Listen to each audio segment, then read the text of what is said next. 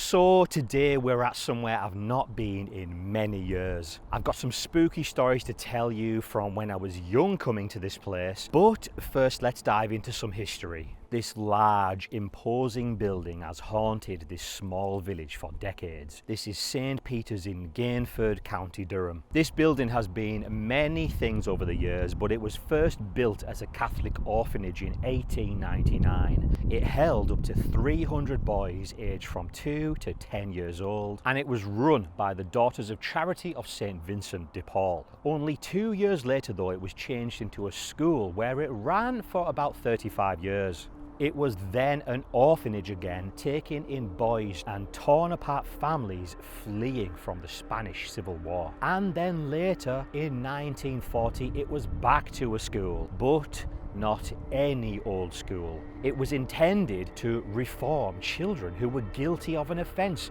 punishable by prison sentence. A youth offenders school where it was taking in Roman Catholic boys below the age of 13 who came from Hexham and Newcastle Rescue Society, and we will come back to them later. Once incarcerated, the school provided all inmates with training in building, horticulture and carpentry. It was ran as St. Peter's Community School up until 1984, when it eventually closed due to financial issues. The building was sold and was converted into a nursing home for the elderly in 1986. But for some reason in 1988, it seems like it was just abandoned in a split second because everyone left, leaving all of their belongings behind. Since then, it stood empty, where it drew in urban explorers, ghost hunters, kids like me who just wanted to see what it was all about, and also arsonists. In 2016, a fire started here and it got out of hand, and I'd say around 60 to 80% of the place ended up having to have been demolished. I was planning on making this video and using the remaining parts of the building as my backdrop and maybe have a little explore around it as I'm telling the story, but as you can see, it's been completely flattened.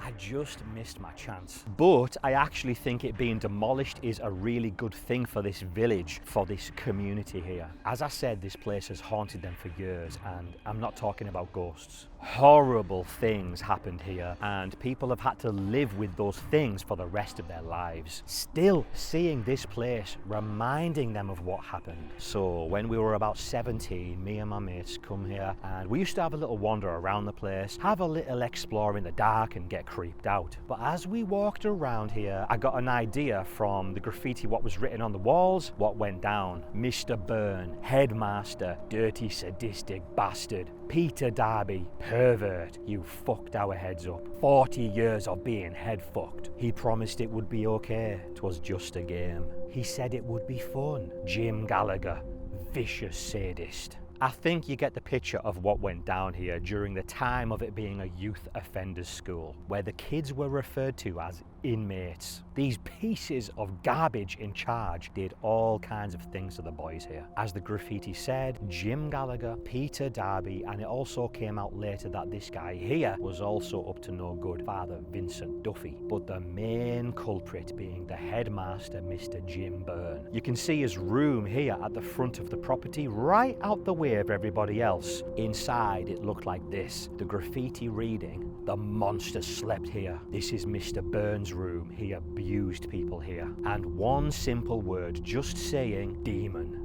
You can see over time this got destroyed and collapsed in on itself. When we used to come here, we went pretty much everywhere and had a good explore. I always remember there was this one place which I didn't dare go in, and on the entrance it said something like "the devil lives here." It was a small doorway into a small pitch black dark room. Even during the day it was fully dark, freaky as hell. And now 20 years later I find out that the teachers used to strip boys naked, throw them in there and lock them in as punishment. Absolutely horrendous. It was pretty wild walking around this place. Over the backside of the place there was still classrooms from when it was a school, and they were just left as they were. Still maths lessons on the chalkboards. But inside the front side there was still elderly people's clothes just abandoned, still on hangers. It was just very weird. So one time we were inside the gym on one of our explores, and there's a stage stage in the gym, as you can see. One time above there in the ceiling, there was a huge boom. We absolutely crapped ourselves. It was insane. Oh yeah, it might just be a bird, you might think, but no.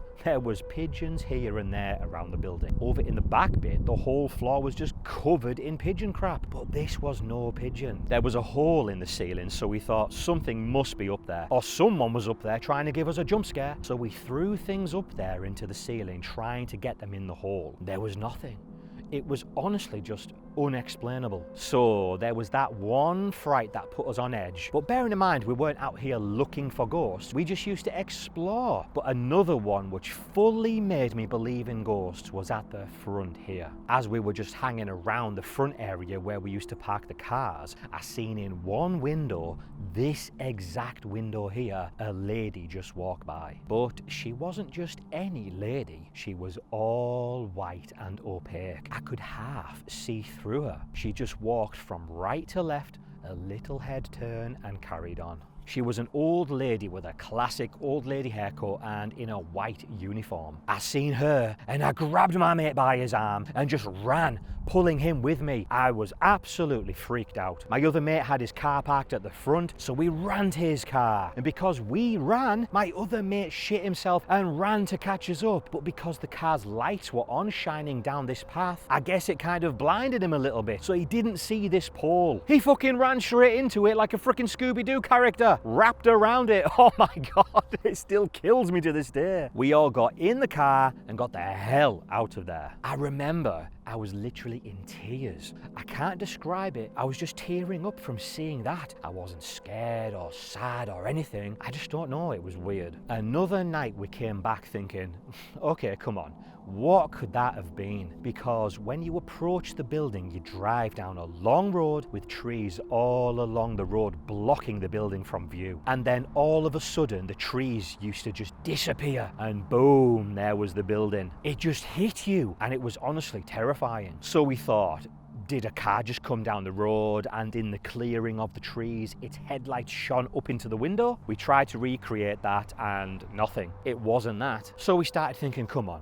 There's someone up there messing with us. Now at this time the windows were pretty much all smashed, so we decided to throw stones up into the window. If there was someone up there, they're going to react. We were throwing them up and boom, you'd hear them bounce around the room a little bit and then stop. Okay, nothing. No reaction, no one screamed, it didn't hit anyone in there, so what the hell was that? And then boom, a stone came back out of the room and hit our mate's car who was parked there. Well, that was that. We were off. We got the hell out of there. I think that was the last time I was there. That was me done. But my mates went back here and did some big explores right the way around the place, even getting into some places we couldn't get into before. And when they got into that area around where that room was, the doors were all locked. You literally couldn't get into the rooms. In one room, they opened the door and it was just a chair by itself in the middle of the room facing the window. This place is creepy as hell. I noticed this graffiti and it sounds like some other people may have had some activity here as well. Mr. Byrne is the poltergeist, and also it says he is watching you. Now the thing is, I've been finding out more and more on my channel that people who I once believed were really out there trying to find out if the paranormal is real are fake. It's really affected my belief in the paranormal, so I decided to start going out for myself.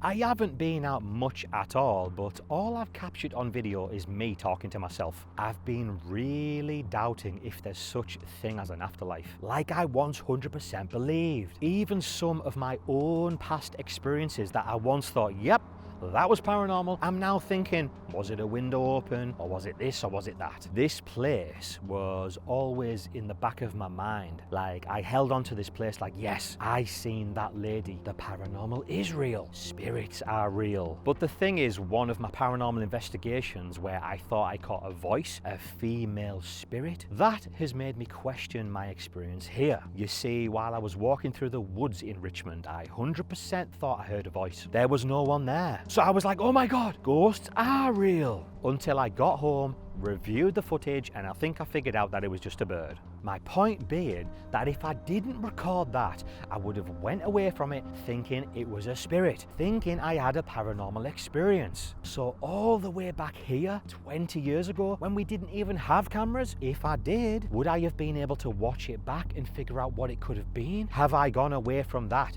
thinking it's paranormal when it's not? Just like the Richmond Woods with that voice? So my kind of last clutch at the paranormal being real, I'm now even starting to question. Although I have just got a little freaked out when I found an old photo of the ladies who worked here. Not any lady specifically, but that's how I would say the lady looked, in that kind of uniform. So that is pretty weird. Did I see her? But I'd say within a year, I've gone from being a believer and believing a lot of people out there to kind of just barely hanging on. Now, I'm not saying I don't believe at all, because the other night when I was just chilling, watching TV, I was still thinking, shit, if someone walks past that door there, that will freak me out. So it's still there. But when I go out investigating and nothing happens, is that because there's no such thing? I guess we'll all find out one day, or not. But I'm not going to stop though. I'm not just giving up. That's not like me. But I just wanted to share this story and my thoughts on what I've always thought to have been paranormal. Now then, if anyone is wondering what happened to those scumbags who worked here, unfortunately,